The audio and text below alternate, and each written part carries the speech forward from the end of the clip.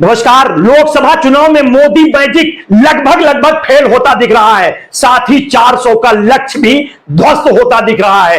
प्रधानमंत्री नरेंद्र मोदी के जिस कथित करिश्माई व्यक्तित्व के बल पर भारतीय जनता पार्टी ने इस लोकसभा चुनाव में अपने बल पर 370 और नेशनल डेमोक्रेटिक अलायंस एनडीए के बल पर 400 सीटों से ज्यादा का लक्ष्य निर्धारित किया था। प्रधानमंत्री नरेंद्र मोदी के जिस कथित करिश्माई व्यक्तित्व के बल पर भारतीय जनता पार्टी ने इस लोकसभा चुनाव में अपने बल पर 370 वो मतदाता के 5 चरण निकलते निकलते इसलिए हवा में उड़ता नजर आ रहा है क्योंकि अब ना तो मोदी के पास कोई नई बात कहने को रह गई है और ना ही उनके व्यक्तित्व से लोग आकर्षित हो पा रहे हैं। इसका कारण यही है कि भाजपा के विमर्श का आधार उनका चेहरा था, जबकि उन्हें टक्कर देता इंडिया गठबंधन विमर्श के आधार पर कई करिश्माई व्यक्तित्व गढ़ चुका है जो देश के चारों दिशाओं में धूम मचा रहा है। विमर्श की बात करें तो लगता है कि भाजपा के पास अपना कोई नैरेटिव नहीं रह गया है। प्रधानमंत्री मोदी जो कहते हैं वही भाजपा का विमर्श और विषय होता है और मोदी जी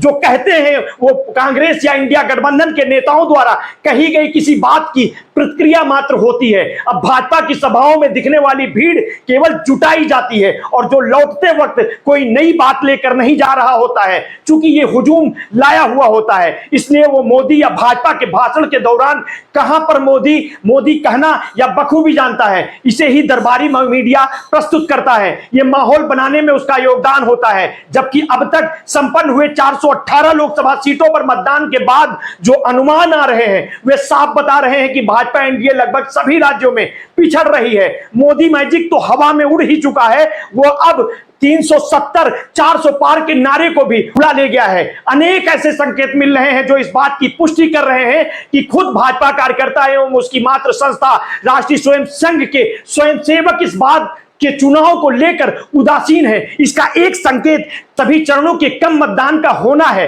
भाजपा व संघ दोनों के ही कार्यकर्ता जानते हैं कि मोदी अपने सबसे बड़े लक्ष्य को हासिल करने के लिए संघर्षरत हैं। वे 400 पार लाकर वो करना चाहते हैं जो भाजपा के कहीं पहले संघ का लक्ष्य रहा है, संविधान व लोकतंत्र को समाप्त कर मनुवादी व्यवस्था को लाना। ऐसे आड़े वक्त में अगर दोनों संगठनों के कार्यकर्ता मतदान कराने के लिए 2014 और 2019 की तरह घरों से नहीं निकल रहे हैं तो मानकर चलना होगा कि इन पर मोदी की पकड़ छूट चुकी है। इन संगठनों ने कार्यकर्ता ये भी जान गए हैं कि जिन उद्देश्यों के लिए नरेंद्र मोदी ने यह नारा दिया है वो हासिल करना लायक नहीं है। संभवतः उन्होंने यह भी सोच लिया है कि अगर हिंदू राष्ट्र की अवधारणा को साकार करना भी है तो वो कम से कम नरेंद्र मोदी और अमित शाह के नेतृत्व में तो बिल्कुल नहीं करना है, क्योंकि दोनों ने इसके प्रति लोगों में शंकाएं एवं अरुचि पैदा कर दी है। इन दोनों संगठनों के कार्यकर्ता यदि अपनी नाराजगी या उदासीनता जो भी रही है उसे त्याग कर मोदी की मदद के लिए आना भी चाहते हैं तो अब भाजपा अध्यक्ष जेपी नड्डा के उस बयान के बाद तो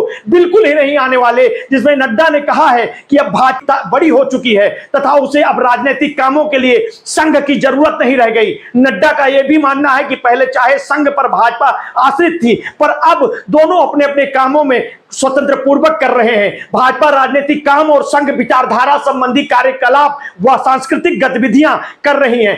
यह तय है कि इस बयान के बाद अब भाजपा को अगले चरणों में संघ की मदद मिलने से रही। 400 सीटों का लक्ष्य पाना तो दूर, अब वो सत्ता बचा ले यही बहुत बड़ी बात है। कुछ बातें और हैं जो सामने आई हैं, उनमें प्रमुख यह है कि भाजपा ने जिस विषय को इस चुनाव का प्रमुख मुद्दा बनाने की सोची थी वो पूरी तरह से गौड़ हो गया। अयोध्या में राम मंदिर का 2019 के बाद से ही बड़े सुनियोजित तरीके से मोदी ने रामलला मंदिर के निर्माण का रास्ता साफ कराया और आनंद फानन में उसका निर्माण कराया। इतना ही नहीं, अधूरे रूप से ही निर्मित मंदिर की प्राण प्रतिष्ठा स्वयं मोदी ने एक भव्य समारोह में की। कुछ दिनों पहले एक प्रतिष्ठित संगठन ने जो सर्वे किया उसके नतीजों ने भाजपा को मैदान से ही बाहर कर दिया। सर्वेक्षण ने बतलाया कि केवल 6% लोग ही राम मंदिर को चुनाव के लिए सर्वाधिक महत्वपूर्ण मुद्दा मानते हैं। ज्यादातर लोगों ने बेरोजगारी व महंगाई को सबसे अहम मसले बताकर मोदी व भाजपा की सारी तैयारियां ध्वस्त कर दी। यही कारण है कि खुद मोदी ने अपने चुनाव प्रचार में इस विषय का सबसे कम बार उल्लेख किया है। कांग्रेस के कथित परिवारवाद संबंधी मोदी शाह के बयानों से लोग अब ऊब चुके हैं और विपक्षी नेताओं पर लगाए जाने वाले भ्रष्टाचार संबंधी आरोपों पर भी कोई भरोसा नहीं कर रहा है, क्योंकि सभी भ्रष्टाचारियों के लिए भाजपा ने अपने द्वार खोल रखे हैं। बॉन्ड का पर्दाफाश हो ही चुका है, जिसमें एनडीए के दम पर भाजपा 400 पार जाना चाहती है। उसकी सभाओं में सहयोगी नेताओं की मौजूदगी नहीं होती है और इंडिया की तरह उसकी संयुक्त सभाएं भी बिल्कुल नहीं होती। मोदी मैजिक फेल हो चुका है, लक्ष्य भी ध्वस्त हो चुका है। फिलहाल 4 तारीख को सारा रिजल्ट आप सभी के समक्ष होगा। अगर अभी तक आपने हमारे इस चैनल को सब्सक्राइब नहीं किया है तो कर लीजिए, बेल आइकन दबाना ना भूलिए, अपने स्वास्थ्य के प्रति सचेत रहिए। अगर आपको हमारी स्टोरी अच्छी लगे तो हित मित्र शुभचिंतकों में इसे शेयर कर दीजिए। अपना ध्यान रखिए। बहुत बहुत धन्यवाद। साधुवाद।